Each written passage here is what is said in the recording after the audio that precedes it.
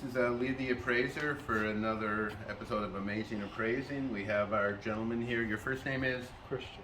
Christian. And how did you hear about us? Internet. I Googled you guys. He Googled us. Okay. Googled us. That's a verb today. Google. Okay. So let's see what we have here, Christian. Tell me a little about this. Where did you get it? The painting has been the picture has been within my family about maybe a good 70, 80 years at least. I came down from my grandmother, my father, and my brother, and it's been in the family. It's like a little heirloom. Do you know where they got it or not really? I think they got it in Florida or in Puerto Rico, I'm not sure. And they bought it or? Bought it. They bought it, okay. So let's look at this carefully. So what we have here, which is pretty cool, this is a, so the first thing we want to do is figure out exactly what we have here. Okay, meaning, is it everything printed, where they made millions of them, or is it a one-of-a-kind, handmade, original oil painting, or painting by itself? So what we do is we're going to look at the quality here, and if you notice, I don't even think we need a glass, but I'll have a glass here just in case. Now, I don't know, can you look at this closely and see the little dots in there? Yeah, I see some dots. Yeah. Those dots are from the printing process. Those are printed from the original plate. So what we have here, let's see, Miss Blue, if we can we got a picture here from here. Now it's three-dimensional, so you see the picture there? Mm-hmm. I guess that's our friend Jesus, right? Is that what he's called? Yeah. Okay. You got that? And then if you turn it to the side here, you have another, is that Virgin the Virgin Mary? Is that what they call her? I think so. Okay, so can you get that picture there? You see that? It's a bit of a glare, but I got Okay, it. you got her, and was that her daughter sort of thing? Or Something like that. something like that. Okay. I mean, So, Virgin Mary and a girl or something like that. Okay. So anyhow, this was done by three, they took three actual prints, and they put one in the front here complete, and then they took another one, and they cut it up into strips of which about a ½ inch wide. Mm-hmm. Got that? And then they cut it and somehow pasted it down, and then they did the same to that one. So you get basically 3 for 1. Pretty cool, right? And the depth is about like ½ inch, as we said. It's specially framed here. As you can see from the back here, it's wood.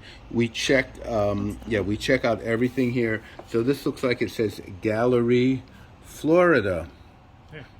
So it did come from Florida, it appears. I like to look very carefully here. Oh, interesting. So the price actually does say, it looks like somewhere perhaps $100. Okay, and I would say it looks like this was done, if I had to guess, probably 1930s, 1940s. Okay, unfortunately, due to the fact that it's not original, and it's not signed by the original artist, this falls in the category of being a decorative piece. That means something that somebody, they're not buying it because of the artist, because there is no artist. It's printed. So they're buying it because they may like it and want to hang it in their living room or dining room, etc. So the problem here also you have is the frame. The frame is in extremely poor, worn condition. So, for us to sell it, not only do we have to have a buyer, we have to have it in good enough condition where somebody would want to buy it. So it would cost us probably $200 to have it professionally reframed, and it's probably to the point it's damaged enough where we couldn't just fix it. Okay, if we did fix it, it would cost about the same $200, but it wouldn't be perfect. So therefore, I would say, I'd offer you something for it if you don't have any use for it, but it's not going to be very much because the cost to fix it is going to be probably $200, and maybe that's what I could sell it for. So for me, it's a wash. I break even. So you mentioned to me, what else did you have? I have a radio from 1955 that has tubes in it. Has AM, FM, and it's really looks like something out of a Humphrey Bogart movie. Really old looking. I mean, it's about this high, that wide, and has a bunch of buttons, fat buttons. And Wow. it looks like it's been banged around, but it still works. Still Amazing. works. So, Okay. you know, I thought about bringing it, but being that it's raining and I get wet, so. You don't want to bring electrical devices in the rain, right? Yeah, Okay. exactly. So we would have to see it. My gut feeling is probably not very valuable. Again, for my listeners' audience, age doesn't really necessarily make it valuable. Okay, you could have things that are old pennies, old coins. We have 2 electrical devices we've handled recently. We did buy a radio for about $5,000, and it was from the 1920s. But what made it valuable was the material it was made of. It was made of, I think they called Bakelite, a special type of, like sort of a porcelain glass material, that, like an orangish. So people collect, not necessarily, it wasn't valuable because of the radio, because of the material.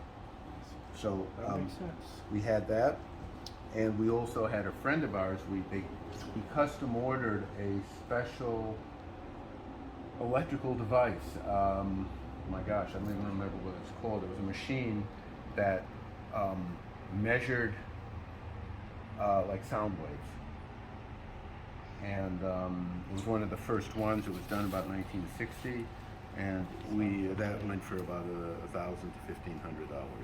But if you want to bring the radio in, we're happy to look at it for you and give you our professional opinion. Again, it would go, we'd have to see if it's unusual enough to go to a radio collector. If it is, we'll give you an estimate and offer. Okay? Sometime next week. Thank you very much. Okay. Anything else, let us know. Okay, we do stamps, coins, jewelry, watches, anything else of value. Okay? Okay.